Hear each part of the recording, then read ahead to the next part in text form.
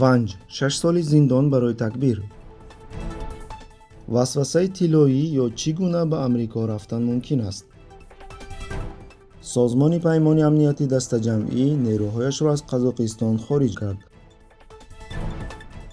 додгоҳи шаҳри Хорух 7 сокини ҷамоати деҳотӣ аз гуломи ноҳияи Ванҷро бо ҷурми ифротгароӣ ба муҳлатҳои мухталиф аз озодӣ маҳрум кард. дар байни онҳо 3 нафар хонандаи мактаби миёнаи маҳаллӣ низ ҳастанд. бино ба иттилои радиои Озодӣ бо такя ба як манбаъ, дар додгоҳи шаҳри Хорух ҳукм дар бораи сокинони Язгулом дар охири моҳи декабри соли 2021 содир шудааст. 4 нафари калонсол, 6 солӣ ва 3 нафар ноболиғ ки ҳар яки онҳо 1.5 солӣ зиндонӣ шуданд, гуфт манбаъ. номҳои ҳамагии 4 маҳкумшуда маълум аст. онҳо Асо Шайхов, Лоиқ Одинаев, Ҳотам Шуков ва Ҷаббор Гандумов мебошанд. сокинони Язгулом чӣ ҷиноят содир карданд, аз ҷониби мақомот то ҳол маълумот дода нашудааст. яке аз сокинони маҳаллӣ бо шарти ифшо нашудани номаш ба хабарнигорон гуфтааст, ки ҷинояти онҳо ин буд, ки бо садои Аллоҳу акбар такбир гуфтанд. волидайни маҳкумшудагон мегӯянд, ки фарзандонашон намозгузоранд, аммо онҳо ба ифротгароӣ ҳеҷ рабте надоранд. қобили зикр аст, ки чунин усулҳои сохтакории парвандаҳои ҷиноӣ аз ҷониби мақомоти қудратии Тоҷикистон солҳои зиёд таҷриба карда мешавад, ки ин барои эҷоди зоҳирии мубориза бо ба истилоҳ ифротгароиву терроризм ва барои ҳисоботдиҳӣ сурат мегирад. моро мезананд, мекушанд, моро ришумона метрошанд маҷбурӣ. блогери маъруфи тоҷик зодаи ноҳияи Ванҷ Абдураҳмон 09 ин вазъро ба хабарҳо чунин шарҳ дод. ин хабар воқеият дорад, ки барои Аллоҳу акбар гуфтан 6 ҷавони Язгуломиро бурда зиндонӣ карданд. ҳар як мусалмони Осиёи Миёна ва ҳар як мусалмони дунё бояд бидонад, ки дар давлате 98% миллат мусалмон мебошанд ва давлат давлати мусалмоннишин мебошад. пас давлатдорони ин миллат ва ин кишвар сиёсати исломситезира пешгирӣ кардагиянд. барои Аллоҳу акбар гуфта бурда 6 солӣ зиндон мекунанд. мо дида будем, ки соли гузашта футболбозони Лигаи Олии Тоҷикистона Равшани Кулоб барои дар стадион намоз хондан онҳоро бурда ба ҷавобгарӣ кашида буданд. мо дидастем, ки дар Тоҷикистон барои риш мондан бурда ҷавононро зиндонӣ мекунанд. ҷавононро маҷбурӣ ришашанро метарошанд. ҷавононро ҷарима мекунанд. барои ҳиҷоб доштан занҳову духтарони мусалмонҳои Тоҷикистонро боз ҳам ҷарима мекунанд ва боз ҳам ин гуна инсонҳоро дар листҳои 250 мусалмони дунё ё ин ки 500 мусалмони дунё ҷой мегузоранд. пас ҳар як мусалмони Осиёи Миёна хусусан бояд аз ин хабарҳо огоҳ бошад, ки мутаассифона дар давлате ки 98% мусалмон мебошад бо номи Тоҷикистон барои Аллоҳу акбар гуфтан зиндонӣ мекунанд. барои намоз хондан дар ҷои ҷамъиятӣ ба ҷавобгарӣ кашида мешавӣ, барои риш доштан зиндонӣ мешавӣ ва боз ҳам барои ҳиҷоб доштан ҷаримабандӣ карда мешавӣ. мусалмонҳои Тоҷикистон бошем, дар алайҳи ин амалҳои зидди қонунӣ ва зидди инсонӣ ростои сода ва чӣ қадаре ки имкон дорем мубориза бурда истодаем. ва аз тамоми мусалмонҳое ки моро мешунаванд хоҳиш мекунем дар ҳаққи мусалмонҳои Тоҷикистон ва дар ҳаққи мусалмонҳои тамоми дунё дуо бикунед. аллоҳ субҳанаҳу ва таъала ҳамаи мо шуморо нигаҳбон бошад. дафтари матбуоти хадамоти амнияти давлати Ӯзбекистон аз боздошти 2 сокини вилояти Самарқанд хабар доданд, ки ба 2 сокини шаҳри Самарқанд ваъдаи ташкили рафтани онҳо ба Амрикоро дода, барои ҳар яки онҳо $30,000 талаб карданд. ҳангоми гузаронидани чорабинии оперативии ҷустуҷӯӣ, онҳо ҳангоми гирифтани $20,000 ҳамчун пешмузд дастгир карда шуданд. ба гуфтаи мақомоти хадамоти махсус, боздоштшудаҳо қасд доштанд мизоҷони худро, ки ба онҳо эътимод доштанд, бо масири Ӯзбекистон, Туркия, Боливия, Колумбия, Мексика, ИМА ба Амрико интиқол диҳанд.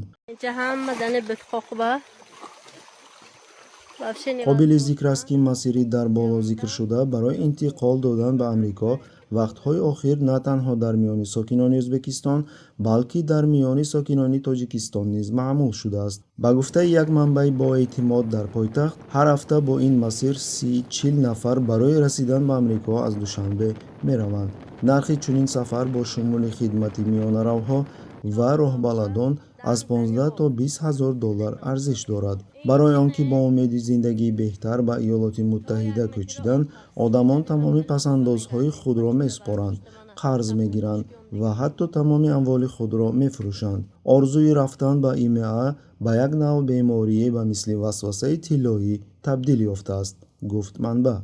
коршиносон ин падидаро бо рӯз аз рӯз бадтар шудани вазъи иҷтимоиву иқтисодӣ ва сиёсии кишварҳои Осиёи Марказӣ марбут медонанд.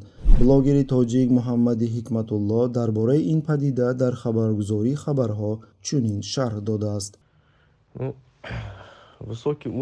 бекории зиёд ва даромади паст мардуми кишварро водор мекунад ки солҳои дароз дар муҳоҷирати меҳнатӣ саргардон шаванд. агар қаблан тоҷикон асосан барои кор ба Русия мерафтанд, ҳоло дигар кишварҳо низ фаъолона омӯхта мешаванд. масалан кишварҳои Иттиҳоди Аврупо, Кореяи Ҷанубӣ ва Иёлоти Муттаҳидаи Амрико. вале ба таври қонунӣ ворид шудан ба ин кишварҳо хеле мушкил аст. бар асари фишори пайвастаи мақомот ва аҳолии Русия, муҳоҷирони меҳнатӣ ба умеди дарёфти шукуфоӣ дар кишварҳои ғарбӣ бештар ба масирҳои нав муроҷиат мекунанд. оҷонсии хабарии РБК бо такя ба котиботи СПАД хабар дод, ки вазирони дифоъи кишварҳои узви ин созмон созишнома дар бораи хуруҷи нерӯҳо аз қаламрави Қазоқистонро имзо карданд. роҳбарони вазоратҳои мудофиа қарори муштараки шӯрои вазирони дифоъи СПАД дар бораи ташкили баргардонидани контингентҳои низомии кишварҳои узви созмони паймони амнияти дастаҷамъӣ аз қаламрави Ҷумҳурии Қазоқистон ба нуқтаҳои истиқрори доимии худро ба имзо расониданд, гуфта шудааст дар котибот. ба гуфтаи вазири дифоъи Русия Сергей Шойгу, бозгашти нерӯҳои кишварҳои узви СПАД аз Қазоқистон, ки 13 январ оғоз шуда буд, рӯзи 19 январ ба поён мерасад. дар ин бора вай дар мулоқот бо президенти Русия Владимир Путин хабар дод. Начинаем вывод сегодня. Завтра выводим 14 бортами, выводим все силы наших коллег Армения, Таджикистан, Белоруссия. Киргизские коллеги выходят с учетом того, что они рядом своим ходом. Далее в течение 5 дней будет осуществляться вывод по мере передачи объектов, будет осуществляться вывод и оставшихся миротворческих сил. Планируем завершить всю работу 19 числа. ёдрас мекунем, ки нерӯҳои низомии СПАД ба Қазоқистон пас аз талаби раис ҷумҳур Токаев рӯзи 5 январ дар баргузории амалиёти зидди террористӣ барои саркӯб кардани тазоҳуроти зидди ҳукуматӣ, ки рӯзи 2 январ дар Жаноозен оғоз шуда, тамоми Қазоқистонро фаро гирифт, вуруд гардид. дар ҷаласаи шӯрои амният Токаев эътирозгаронро террористҳои дар хориҷа таълим гирифта номида, аз зарурати амалиёти зидди террористӣ хабар дод ва пас аз он расман ба СПАД барои кӯмак муроҷиат кард. Я возглавляю штаб контртеррористический. Статистику теракта, которые учинили бандиты, настоящие террористы, нам хорошо известно. Они бесчинствуют в настоящее время в Алмате, в других городах, захватывают здания инфраструктуры и, самое главное, захватывают помещения, где находится стрелковое оружие. Ведут бои с курсантами училищ. В настоящее время идет бой под Алматой с воздушно-десантным подразделением Министерства обороны. қобили зикр аст, ки ба ҷуз аз низомиёни Русия, Беларус ва Арманистон, нерӯҳои низомии Тоҷикистон ва Қирғизистон ба Қазоқистон фиристода шуданд. тасмими фиристодашавии низомиён дар ҳайати СПАД ба Қазоқистон аз сӯи парлумони ду кишвар гирифта шуд, ки боиси маҳкумият ва норозигии сокинони ҳам Қирғизистон ва ҳам Тоҷикистон гардид. фаъолони қирғиз дар назди бинои парлумон дар шаҳри Бишкек ҷамъомад ташкил карда, талаб карданд, ки нерӯҳо фиристода нашаванд. фаъолони тоҷик бо назардошти солҳои тӯлонии саркӯби ҳар гуна чунин фаъолият, бо як флешмоб аз тасмими мақомот норозигӣ баён намуданд. Особые слова благодарности хотел бы выразить президенту Российской Федерации Владимиру Владимировичу Путину за проявленное понимание и быстрое решение вопроса.